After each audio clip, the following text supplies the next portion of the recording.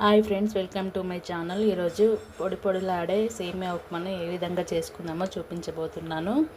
ముందుగా ఒక ప్యాన్ పెట్టుకొని అందులోకి ఒక గ్లాసు సేమియా వేసుకొని ఇలా రోస్ట్ చేసుకోవాలి. లో ఫ్లేమ్లో పెట్టుకొని చేసుకోండి, హైలో పెడితే మాడిపోతాయి. ఇలా దూరగా వేయించుకున్న తర్వాత దీన్ని తీసి పక్కన పెట్టుకోవాలి. ఇప్పుడు అదే ప్యాన్లో ఒక 2 టేబుల్ స్పూన్ల ఆయిల్ వేసి, ఆయిల్ ఎక్కువ వేయకండి, ఒక 2 టేబుల్ స్పూన్ అయితే సరిపోతుంది. ఇందులోకి ఆవాలు, జీలకర్ర, పచ్చిశనగపప్పు, కొన్ని కాజు వేసుకున్నాను. ఇవి కొంచెం ఫ్రై కావాలి. ఇవి ఫ్రై అయిన తర్వాత ఇందులోకి కారానికి సరిపడినన్ని పచ్చిమిర్చిని ఇలా కట్ చేసి వేసుకున్నాను.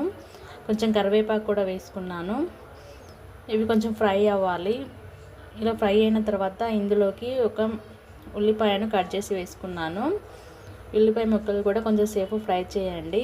ఇక్కడ మీకు కావాలంటే వెజిటేబుల్స్ కూడా వేసుకోవచ్చు, నేను వేయలేదు.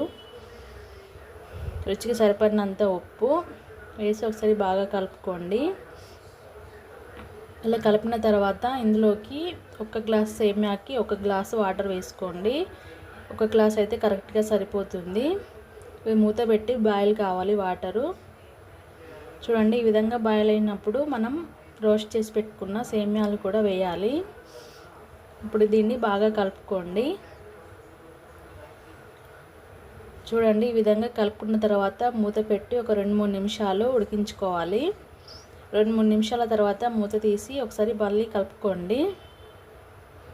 ఇందులోకి వెళ్ళి వాటర్ అంతా ఇనికిపోయే వరకు ఉడికించుకోవాలి. మళ్ళీ మూత పెట్టి మరో 2 నిమిషాలు ఉడికించుకోండి. ఒక 2 నిమిషాల తర్వాత చూడండి, సేమియా ఇక్కడ బాగా ఉడికిపోయి పొడి పొడిగా వచ్చింది. ఇప్పుడు ఇందులోకి కొంచెం కొత్తిమీర కూడా వేసుకుంటున్నాను. కొత్తిమీర మీ ఆప్షనల్, వేసుకుంటే వేసుకోవచ్చు, లేదంటే అవసరం లేదండి. ఇప్పుడు ఒకసారి బాగా కలుపుకోండి. అంతేనండి, ఎంతో టేస్టీగా ఉండే సేమియా ఉప్మా రెడీ.